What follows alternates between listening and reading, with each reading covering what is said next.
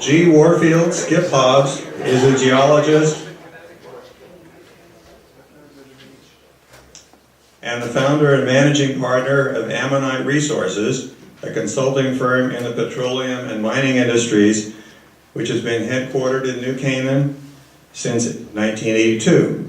Hobbs holds a Bachelor of Science degree in geology from Yale College and a Master of Science degree in petroleum geology from the Royal School of Mines, Imperial College in London. He has served as an elected officer of the American Association of Petroleum Geologists. From 2004 to 2012, he was on the executive committee of the American Geological Institute, serving additionally as president in 2010 and 11. Hobbs was a member of the Council of Scientific Society Presidents in Washington, D.C. from 2009 to 2012, where he served as co-chair of the Committee on Energy and the Environment.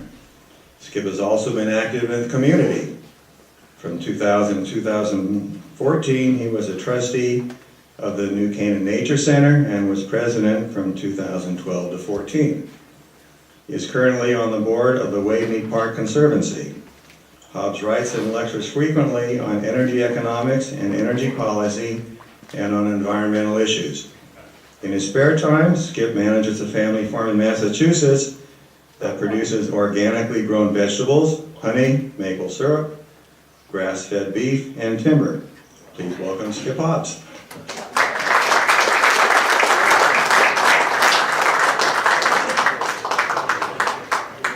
Thank you. Better turn this on.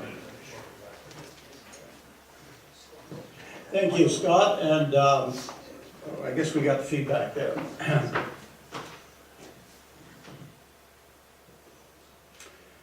It's a great honor to be invited to the Darien Men's Association to share with you my insight on the global and domestic energy markets. And I imagine many of you hold investments in energy and minerals, and like me, you hate looking at your portfolio right now. Very, very painful. But my business is doing due diligence on energy investments for institutional investors. And everybody says, Skip, New Canaan, why aren't you in Houston? I said, well, that's where the money's from, and frankly, I can't stand Houston. Much prefer up here. I grew up in Weston and served my time overseas with Texaco, and then I came back and settled in New Canaan in 1980 and set up my own company in 82. But our clients are principally major financial institutions that take direct investments in oil, gas, mining, or right now it's mostly the private equity world. But I do have my fingers on the pulse, and I look forward to sharing that with you right now. I guess I have to do that. We read the news, and it frankly hurts.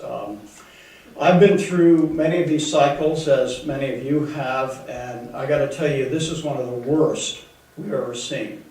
I have about 20 consultants who work with me. They are located in Houston, Denver, Calgary, Aberdeen, and they say it's never been bleaker. There's absolutely no new venture work that we're doing. Our associate in Calgary has said that none of the consultants are employed right now. Contract people with companies have been laid off. It's gotten so bad that established public oil companies have laid off everybody with 0 to 10 years and 20 plus years. It's the 10 to 20 years that's most valuable to the companies as they try to retain their seed corn. But we all see the news. IEA just the other day said the world is drowning in oil. We've had a exceptionally warm year. So I will try to explain why this has come to pass.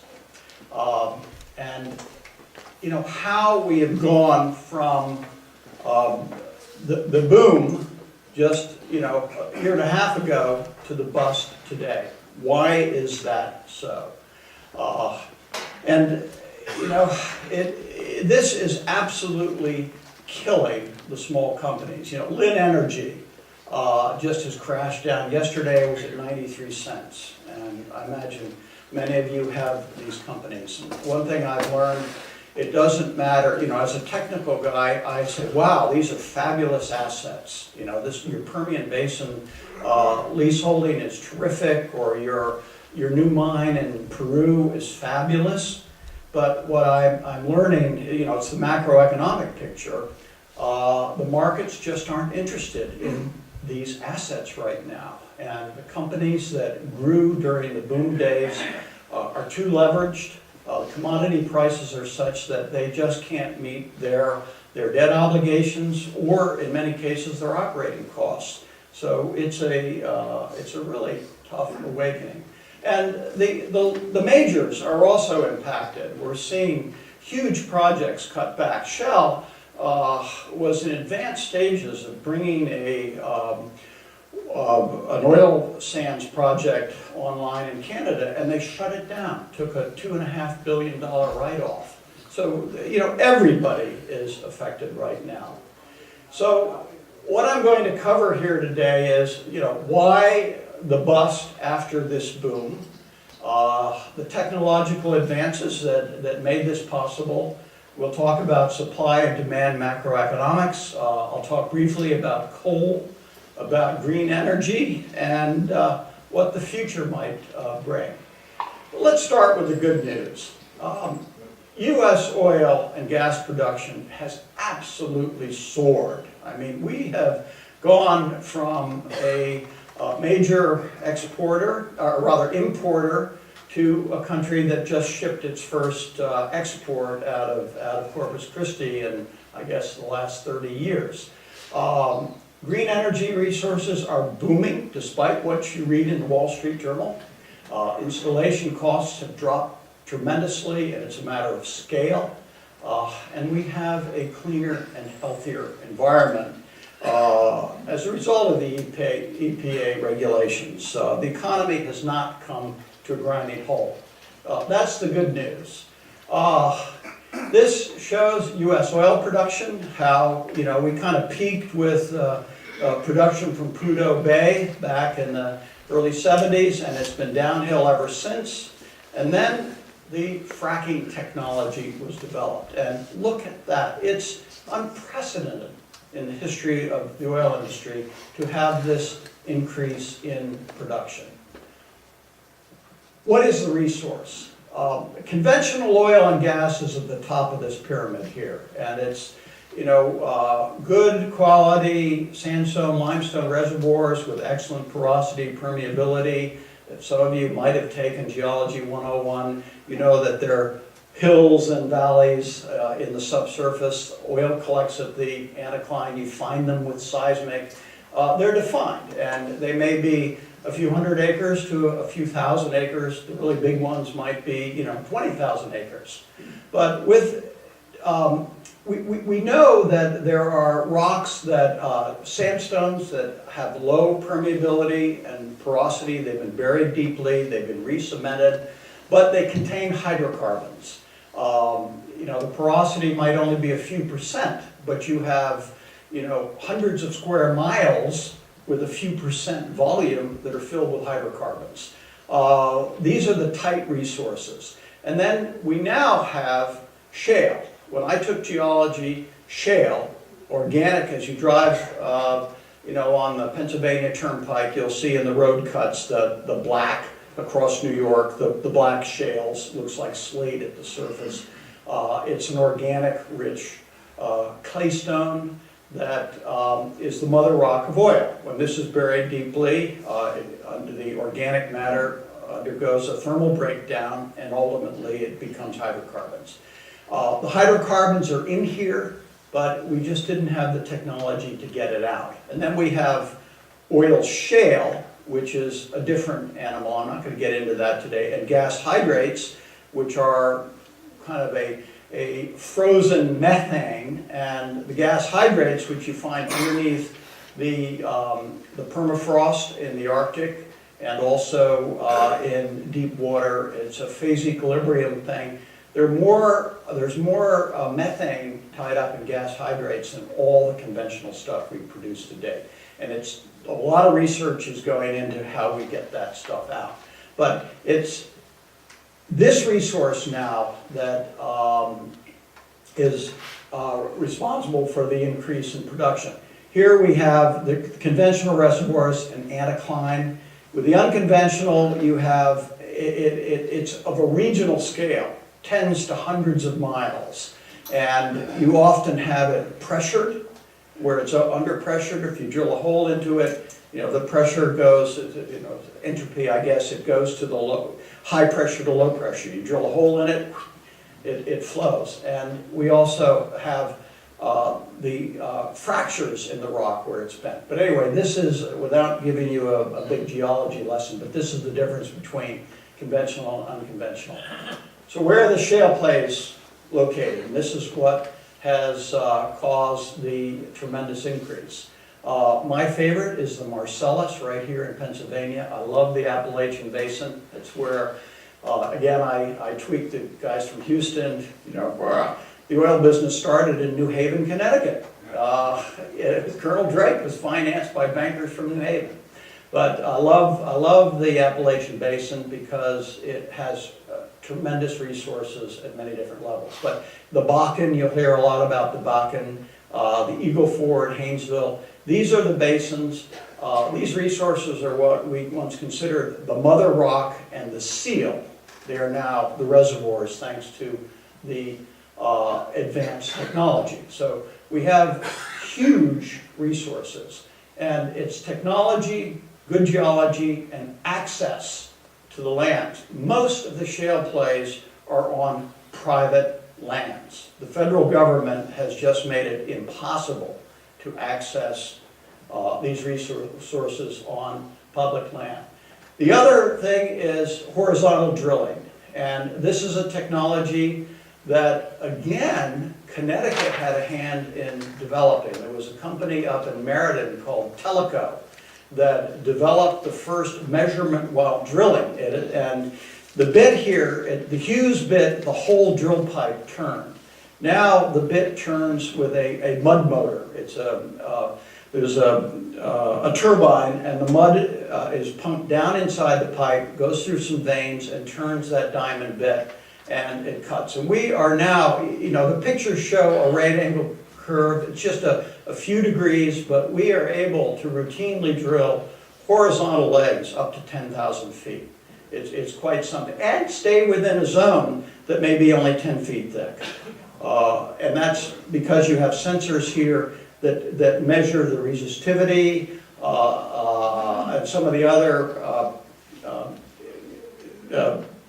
conditions of the rock, and it allows you to stay in zone. Hydraulic fracturing,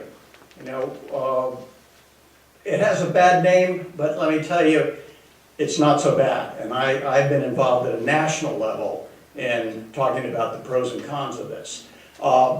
This is not a right angle, but what hydraulic fracturing does is there are natural fractures in the rock.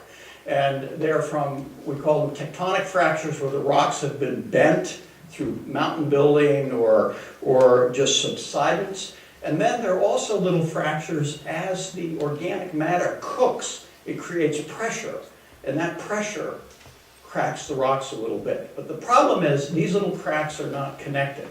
And what hydraulic fracturing does is you pressure up the borehole, you drill the hole, you run, Baker Hughes and other companies will perforate that pipe with little shape charges, and then you pressure up the pipe to exceed the bursting strength of the rock. Maybe it's 10,000, 12,000 pounds PSI down around 10,000 feet. And these wells are done in frac stages, and ultimately you might put 4 million gallons of water, several million pounds of sand, and the chemicals in that, it's mostly water, but you have a gel, which is guar gum, which is a component in ice cream, and it creates it increases the viscosity so that the sand is held in suspension. And you have a friction reducer because you're pumping this so far. The friction reducer had been diesel fuel in some cases, bad because you flow this stuff back. So we're now using organic friction reducers.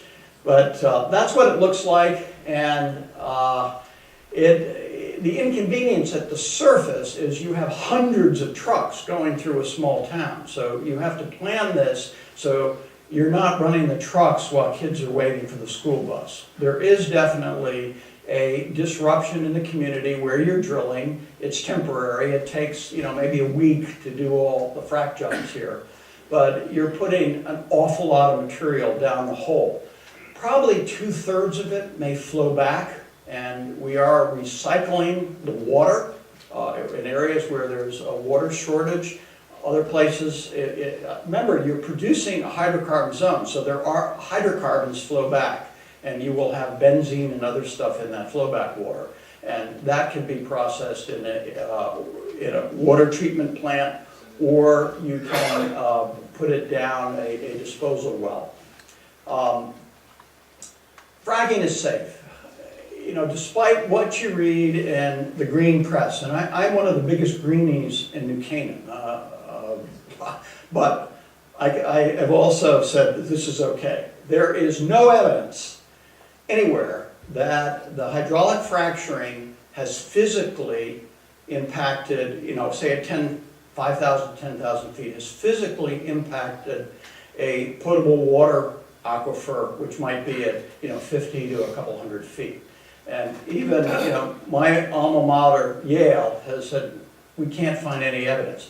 The problem is human error.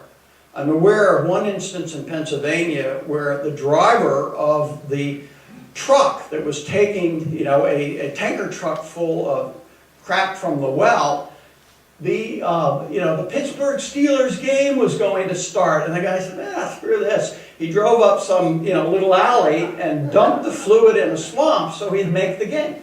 That's not Cabot Oil's fault.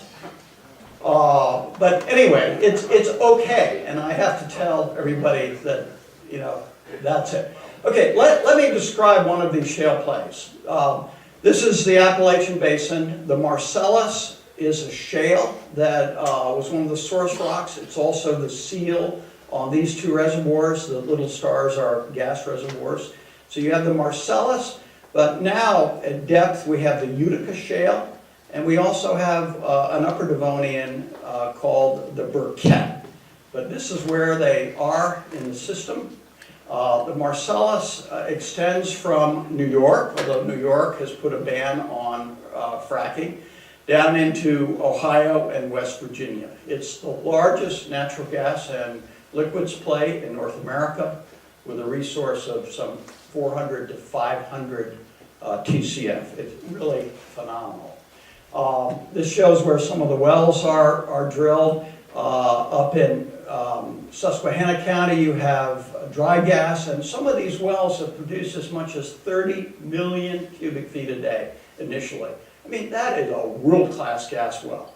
Who would have ever thought that Pennsylvania would have a resurgence like that? And down here, we call it wet area. It's cooked a little bit more. Remember, you have the Appalachian Mountains going through here, and that cooked the source rock, so you went beyond the oil window into the dry gas window. Down here, you're a little bit further away from the tectonic heat and cooking, and you have gas liquids out here. But here are all the companies active. I have to say the economics are pretty crappy right now, like everything else. What is distinctive about these resource plays is that you are draining a fracture system. And it comes on very strong initially. You drain the big fractures, then the little fractures, and then you get into the matrix. And so the first year of production on these wells, and these are the different areas, you probably have a decline rate of 60 to 70% the first year. So if you were at 10 million cubic feet on day one, a year later, you might be at 3 million cubic feet. And this has important consequences, which we'll see later when your drilling rig count declines. Because this declines rapidly, and you build the infrastructure, as we've seen in Pennsylvania, to handle several 100 million cubic feet a day, you have to keep drilling to keep that processing plant and pipeline full. What do the economics look like? 250 is high. Because there's a lot of pipeline bottlenecks in the Marcellus right now, and I'm aware of companies that are getting less than $1 an MCF at the wellhead. This looks not very good. I think, we'll be happy with 15% after-tax IRR. We see the price, and this is equitable resources. Most companies in these plays have investor presentations, and you can go to the website and get, the economics. What I really like right now, and I just participated in a fund to buy some mineral interests out here, Perpetual Minerals, because underneath the Marcellus, the best Marcellus, we have the Utica. And if you have the Marcellus stacked on top of the Utica, and oh, by the way, the Burkett is above it, you have 3 zones. I like owning the royalty on that. But, nobody's drilling right now, but these are perpetual minerals. The Bakken, this is the OG Resources. Tremendous oil play out in Montana, North Dakota. And you can see the kind of EUR as ultimate recovery, estimated ultimate recovery, but 745,000 barrels per well. That is terrific. And because it's a regional play and these companies own hundreds of thousands of acres, they all talk about their net locations. But what they don't tell you is the economics stink right now at $28 a barrel. Eagle Ford is another one of these major plays, and that's down in Texas and very active. These are all the companies that are in that play. I might point out, you see the dry gas, the wet gas, the oil, that's a function of depth. And as you go deeper, you cook the source material, so you get into the gas phase.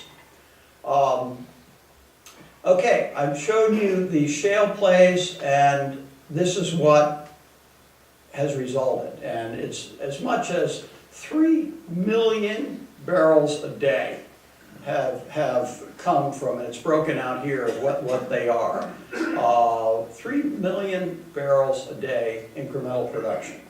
And that is really amazing. The same thing has happened in the gas plays, and you can see here, this is EIA. Shale gas, say in 2010, was 23% of the total. It's going to be almost 50% by 2035, as we use up our traditional, conventional reservoirs. Here's the source of the gas. Again, you saw the oil curve went up. Look at what the gas has done, and these are the places. The Marcellus is our major gas resource. And here's what it's done on reserves. Declining reserves, look at what it's done. It's a phenomenal resource. Phenomenal resource. Okay, what has this done in a macroeconomic sense? We're importing, say 60% of our crude oil at a time when prices were, $80, $100 a barrel. But as a result of we're not into energy independence. Despite people say, oh, we're going to be energy independent. Forget it.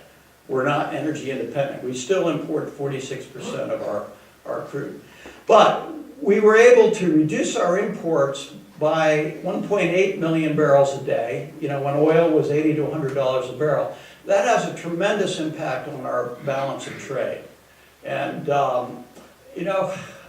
now, there are 2 main factors affecting the price. It's the global economy is anemic. Also, our refinery structure was not built to handle this crude. The shale plays is a light gravity sweet crude, and our refinery infrastructure on the Gulf Coast was built to handle, imported Venezuelan, Mexican crudes, Saudi sour, nasty crudes. The world global production is pretty much flattened out. But you look at what the U.S. has done, and what we have seen, and I think this is a very dramatic slide, and I get the EIA report every week, and it's free. You can subscribe to this. This is the 5-year zone of storage of crude stocks. Look where we are now. And part of that is that all this crude is piling up in Cushing, Oklahoma. We weren't able to build the Keystone Pipeline, which would have brought more of that to the Gulf Coast. We got too much of the stuff. The refineries can't take it. Supply to balance. The incremental million and a half barrels that we've added to the market have impacted global supply and demand, and we're now, globally, I think we're a million and a half barrels oversupply. We all remember from Econ 101, when you have too much supply, the price drops, and this is what's happened from 2011 to now, and the price yesterday was 29, and today it's 28. And the same thing has happened with natural gas prices. Here's the Henry Hub from 2000, and we had spikes up to $14 an MCF, and now it's down to $2 and change. So how do companies survive in this environment? Here's Seneca, which is National Fuel Gas, is representative, and all the companies will have this stuff on their websites now. They, instead of drilling a well here, a well here, a well here, they drill off pads, and you might drill a dozen wells from one, say, 2-acre site, and you just skid the well over a little bit. They're also drilling multi-directional wells out of the same borehole. So the rig stays on one, say, 2-acre lot in the middle of the farm.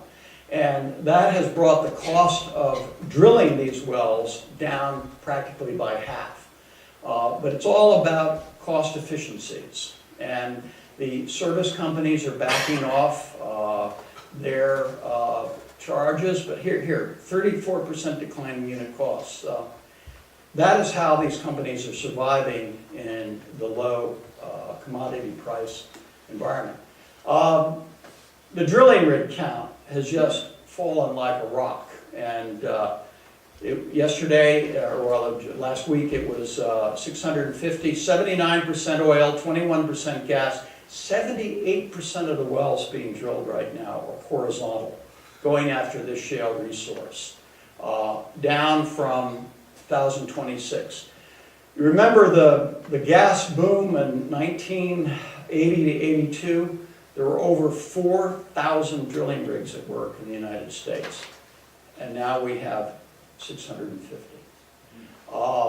So where is this going to go? EIA has its forecast, short-term, long-term forecasts, and the reality of this is that we will continue to use fossil fuels for another couple of generations, and this includes all the green energy.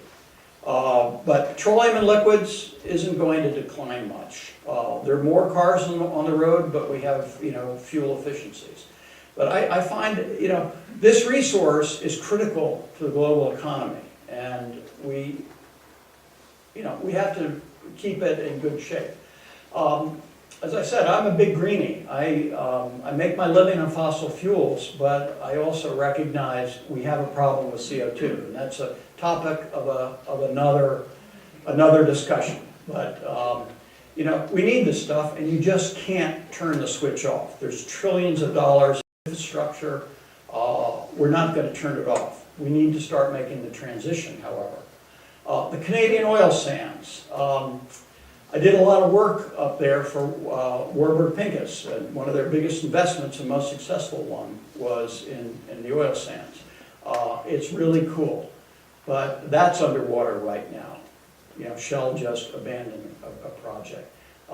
There's also a CO2 issue, but as the Canadians like to point out, the coal industry in America produces a multiple order of magnitude more CO2 than this up here.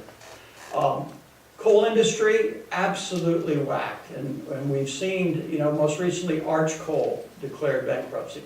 Who would have ever thought that these major coal companies would be forced into bankruptcy? We've gone from, you know, 10 years ago, it was more than 50% of our electricity generation was from coal. It's now at 39%, and you can see what's happened just in a short few years. This is Central Appalachian coal, where it was a couple days ago.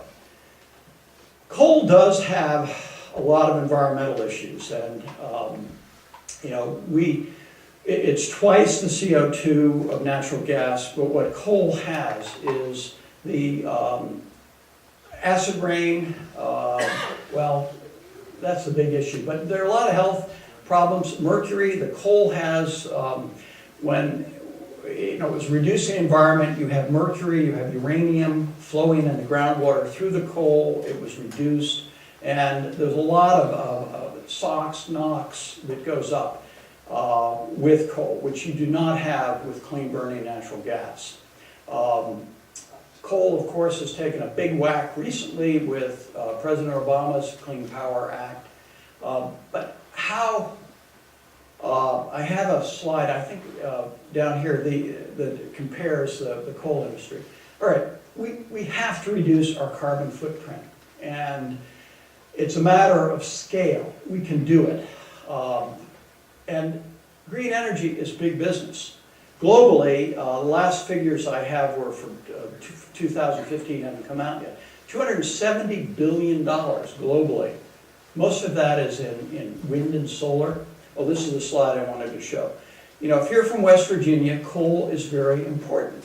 But there are only 174,000 people employed right now in coal mining, coal processing, and coal transportation, and the burning of coal. In the last decade, 258,000 jobs have been created in solar. I mean, that's pretty amazing. I like nuclear, and we can get rid of the waste. You know, the French reprocess their fuel, and an area no bigger than this room is where all the French, you know, really nasty stuff is stored. One of my friends is the state geologist of Nevada, just retired. And we spent something like $18 billion on the Yucca Mountain Repository. Harry Reid leaned very hard on my friend to find a way to cancel that. And the way they did it is the underground mine was probably good for several thousand years. And so Reid said, well, it has to be good for 100,000 years. And nobody can say it's good for 100,000 years. My view is that we will mine the spent fuel, reprocess it. So I like this resource, and I think it can be done safely. And of course, you don't want to build these plants on the shore or on a river valley or in a fault zone. All right, here's, again, the EIA has lots and lots of models because of the volatility. You know, they have a reference case: low oil, low economic growth, high oil and gas, high oil, high economic growth. And it's anybody's guess where this is going right now. So are we going to see this economy turn around, and what will the drivers be? It has to turn around. We are absolutely dependent on these fossil fuels. this shows the different, I showed you the Marcellus, but these are the other ones. If you have 70 to 80% decline in the first year, and you cut back your drilling rig count by over 50%, it doesn't take very long to eliminate that million and a half barrels of domestic surplus. What I thought we would see is by last spring, we would have seen a precipitous decline in that excess production. We didn't. And the reason for that is billions were spent. Companies like Chesapeake were just went out. I was working for a company in Pennsylvania where we could get leases for $25 to $50 an acre up in Susquehanna County. Chesapeake came in, and one of my friends is the exploration manager, and he said what's the name? Aubrey McClendon came in his office and said, I want to put together a 1 million acre position here. And it's going to be, he called it my scorch earth policy. Offer him $1,500 an acre and a 3/16 royalty. My friend said, that's crazy. That's crazy. We don't need to do that. And he said, do it. Other people's money. I hope not too many of you are shareholders of Chesapeake.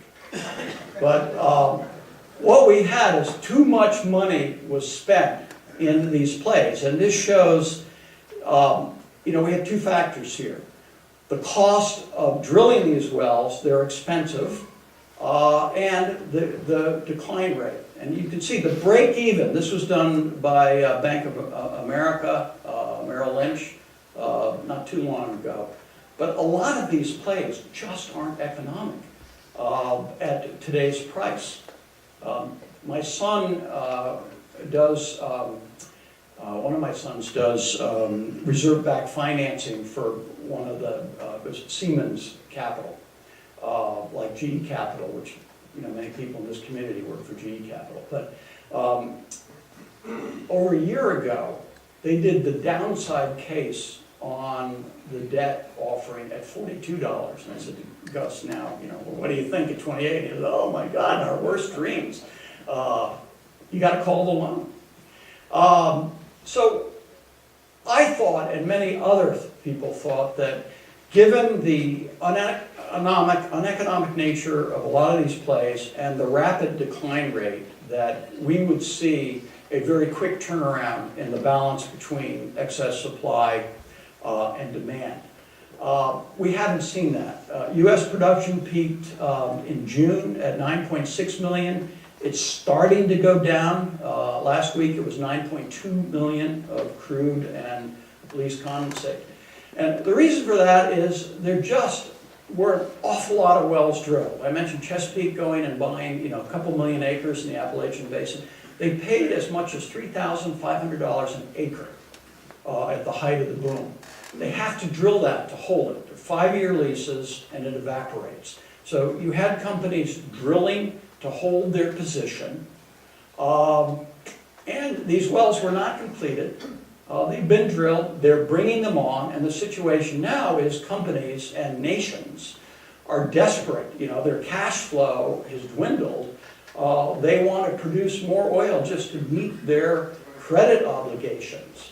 And that, it's the hamster's running around the wheel, and it's extended this surplus much longer than those of us who, analyze this estimated. And the EIA does not project a significant decline this year. In the omnibus bill that Congress passed in December, they did increase, allow export of crude oil. I personally talked to Jim Himes about that. I also gave Jim a couple years ago a 1-hour one-on-one tutorial on hydraulic fracturing. To his credit, he said, Skip, I really want to know about hydraulic fracturing. So I spent an hour in Jim's office in Washington explaining that. LNG, Dominion is going to bring LNG exports online now 2017, which will take some of that Appalachian gas away. And Cheniere, if they haven't already, is any day will get their LNG export plant going. So macroeconomically, China, of course, is the main driver in the collapse in commodity prices. But China's petroleum demand, keeps driving. Remember, China had more automobile sales than America last year. The average Asian wants a car. Now, they are fuel-efficient cars, of course. But, it's not that the demand on the oil consumption side has collapsed. It's the fact that there's so much supply. Here's, the other BRIC nations. Brazil is in turmoil, as is Russia. This is another one that I think, and you haven't read this, but I tell you what I think is driving Saudi Arabia. The press is saying Saudi Arabia doesn't want to lose market share, so it's pumping. It's pumping. Saudi Arabia needs something like $106 a barrel to meet its social budget. Saudi Arabia is the biggest welfare state in the world. Everybody has free everything in Saudi Arabia. The United Arab Emirates, 73, Iran at 72. I think what's going on is that Saudi Arabia is pumping to drive the price of oil down to hurt the Shias in Iran. That is my assumption, and I have not read that in the New York Times. The first private oil company in Kuwait is one of my clients. I've been over there. I have friends at Saudi Aramco. However, Saudi Arabia is eating into its war chest, and I heard one securities analyst say the other day that some of these sovereign wealth funds are now selling their securities portfolios. And maybe that's a factor that is driving the stock markets down. Saudi Arabia needs to meet its social obligations. So are they dumping their Mobil Oil, their Schlumberger, their Procter & Gamble stock? Maybe, I don't know. Are the Norwegians doing that? The largest sovereign wealth fund is, I believe, the Norwegian wealth fund. So, at the end of the day, it's what these people decide. And if they resolve their differences and they cut back the production, Saudi Arabia is the swing producer, and they can cut their production back if the price is up. Right now they can't meet their things. But here's, Russia is producing flat out to try to meet its obligations. I think the Ukraine situation and Syria are just going to be flat ass too expensive for the Russians because they can't meet their social obligations. Saudi Arabia, pumping like mad. Iran, okay, this past weekend we made peace with Iran, allegedly.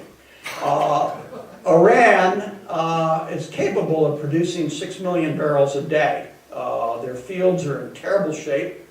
You can see where it dropped, but they want to raise their production flat out, and it could dump another 500,000 to 2 million barrels a day on the market, just as U.S. production is starting to fall. So this worries me. This really worries me here. More macroeconomics, that the OECD countries, we are pretty efficient with our energy right now, so we don't see much demand increase in the developed countries. But the undeveloped or the developing countries are trying to come up to have a standard of living that we take for granted. So you look at the growth there. Fuel efficiency standards. Mr. Obama wants us to get 54 miles per gallon. We can do that. But what is it? 64% of the barrel of crude oil is refined to transportation fuels. So if we double the mileage, what are we going to do to the demand side, and how does that impact the price? I don't know. I don't know. And electric cars, what will that do? Who controls the oil reserves? National oil companies with no access from the public companies, 77% of the known hydrocarbons. This does not include the unconventional resources. This is equity access. If a company has an oil license in Libya, this is where it is. International oil companies have access only to about 6% of the world's petroleum. So the national oil companies rule. I'll share with you a comment from the president of ExxonMobil Exploration. A couple of years ago, well, it was right after Exxon bought XTO for many billions of dollars at the height of the market. Exxon has given several $1 million to the American Geological Institute for earth science education purposes. And so we gave them a nice honor. And I had dinner with the president of Exxon, and I said, why did you buy XTO at the top of the market? And he said, well, Skip, let me tell you, we cannot compete with the likes of the Chinese and the Russians. You know, we're looking for, let's say, a 35% fully risk-rated return on an exploration deal. The Chinese are happy with a 6% return. It's access to the resource that motivates them. So Exxon paid the billions for XTO because there was a multi-trillion-dollar resource. And the president said, you know, we have all the gas supply we need for the next 10 years. It's after the next decade, where does Exxon get its gas supply to meet its markets? And I also know the former executive vice president of Shell, and Shell also made a multi-billion-dollar acquisition. Same reasoning. You know, it's here, it's domestic, it's allegedly safe. Volatility, who knows? The Straits of Hormuz, and we saw just a week ago that the Iranians, you know, captured 2 U.S. patrol boats. We're fighting each other in Yemen right now, or the Saudis and Iranians. Somebody is going to make a mistake out here, and if that strait is closed, you'll see oil prices zoom up to $200 a barrel almost overnight. Hurricane Katrina knocked 700,000 barrels a day production out in the Gulf Coast. When supply and demand are in balance, there were events like Shell's facilities in Nigeria were attacked by rebels, and it took, you know, all of 70,000 barrels a day off the market. Oil prices immediately jumped a couple bucks. It's that sensitive. Right now, it's not terribly sensitive. So let me wrap up here. I do want some time for questions. This is something we have to, it's my plug for climate change. It's cheap and abundant fossil fuels have energized America, made our economy great, and the world's economy great. But there's a price to pay. We know that we just can't keep pouring all this stuff in the atmosphere, and we have to change the business model. We also have, you know, just too damn many people in the world who we found the easy stuff. This is what it costs regionally. You know, if you want to develop resources in the Arctic or the oil sands, this is the price you have to pay. I guess they generally do this, 10% after-tax rate of return is kind of what they do as the break-even. I don't know what's going to happen. The other factor we have is that you have a natural decline in the conventional oil fields, and it's, let's say, maybe it's 6% a year. That is 3.5 million barrels a year. Our total global consumptions, I think it's about 94 million barrels a day. But we have to find 3.5 million barrels a day of new production just to stay even. And demand does rise. More and more people enter the consumer age. So how do we do that when you have prices that an oil price that is so much below the cost of development of these resources. Where are we here? So we have plenty of oil reserves. There's lots and lots of oil out there, and the unconventional stuff is huge, as we've seen. Take what I showed you in the United States, all those curves going up. Saudi Arabia, Algeria, the source rock for all those conventional resources is ideal for doing the same thing we've done here. You drill horizontal wells through. They don't have to right now, but ultimately we will. So these are the beyond the rocks, the hostile operating environments, geopolitical environments. I wouldn't want to spend 5 cents in Iraq and Iran. My Kuwaiti client is just champing at the bit to get in and redevelop some of those old fields. I don't even want to go over there right now. But how do you plan with this volatility? How do you plan? These mega projects cost billions of dollars, and they take maybe 10 years from the time you start exploration to the time you put them online. How can you plan with this volatility? Also, fewer and fewer people are studying science. And that's something that the Exxon grant to AGI was to promote STEM in the middle school level. That's where it starts. And the big thing that keeps people out of the sciences is mastering calculus. I know so many, middle schoolers, I want to be a scientist. In high school, they can't do calculus. They switch to, social sciences. And that's a function of having good math teachers. And we just have too many energy policy conflicts, the pipeline thing. So EIA has so many forecasts, I don't know what's what. And most of the stuff was done, last year's major studies were done when prices were much higher. They had the reference case, $56 a barrel, 2.5. Well, we know that's not happening. Natural gas, it's, who knows? They just last week came out with a $37 forecast. That's still below the cost of production on many of these plays. Here's the world petroleum consumption under these different, and you see that non-OECD advancing. These are some of the projections, and I don't know what to make of this. There's so much volatility and so many variables. Here's another one, high, low, where the reference is kind of their best guess. Electricity prices. I know, anybody gonna venture where this is actually going to be and invest in it? So I put this one here. I don't have a clue.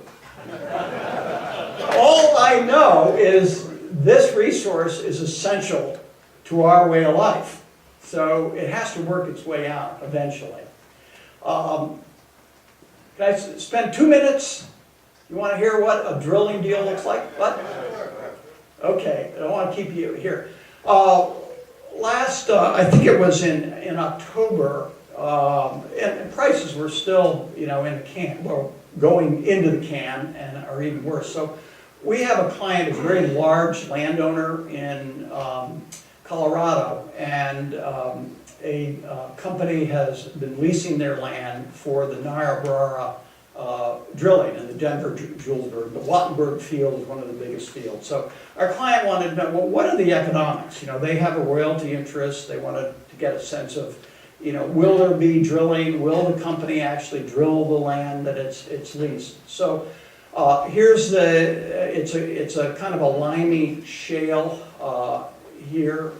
They've been producing the conventional stuff for a long, long time outside Colorado.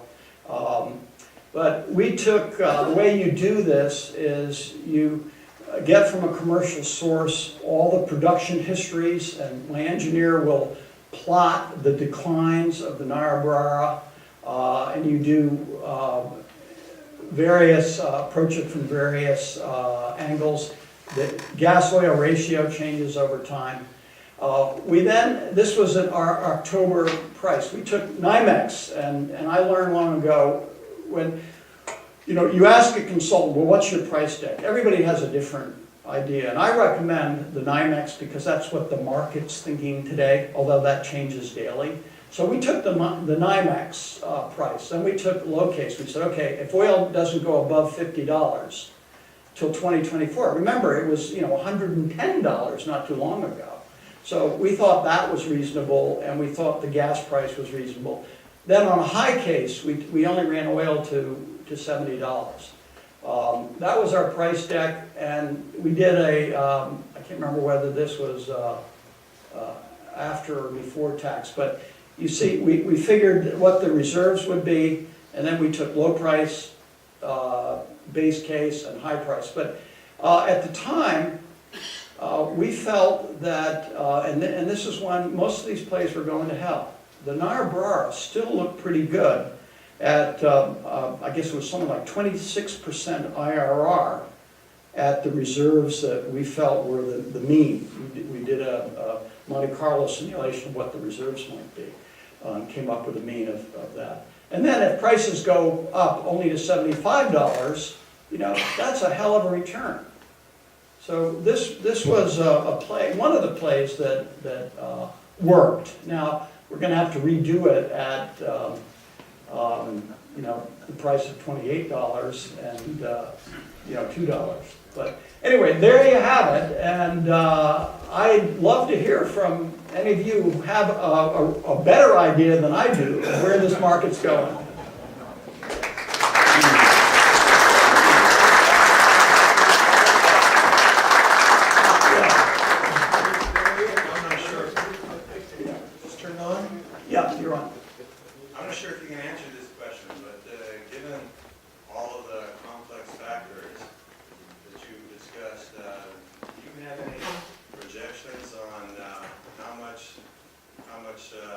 U.S. production will increase, and at what point in time it will start to roll over? The EIA has all these scenarios, and there's the short-term and long-term report. You go www.eia.gov, and there's tremendous information there. We think production's probably peaked at 9.6 million barrels, and maybe it's going to drop down to 8 to 9 million as we bring these resources on. And the reason that Exxon and Shell and the other majors have gone into the play is they view this as a manufacturing process. You build a plant in Pennsylvania to handle 250 million a day. They will drill at a rate that 250 million a day will meet the market demand. The economics will work. And the beauty of these shale plays is you can turn them on and off overnight. Whereas, a deep Gulf of Mexico project, you just can't turn on and off. So I think that we have a tremendous resource. If the price gets up in the $60 to $70 range, we'll be able to justify more of these plays and bringing them online. A lot of these wells that were drilled, that the economics looked a hell of a lot better when they were drilled. But now it's half the cost just to complete. If the well hasn't been fracked, half the cost of the well is completion. So anyway, my guess is that we will probably see U.S. production over the next couple of years of somewhere 8.5 to 9. Yeah, Charles? I guess I got two questions. One has to do with domestic supply and the other is international supply. But what would be the effect of doing away with the ethanol subsidy in the U.S., which some of the politicians are calling for? And secondly, you sort of spoke about the possibility of fracking or horizontal drilling in Saudi Arabia, but what if some of the big consumers like China started to do this? Do we have a potential further increase of supply as a result of fracking becoming more international? I answer the first one, ethanol. You know, if you live in Iowa, ethanol's, you know, be all and all. But 10% of our fuel in Connecticut is now ethanol. And the net energy gained is a loss. And the environmental impact is huge when you take all factors.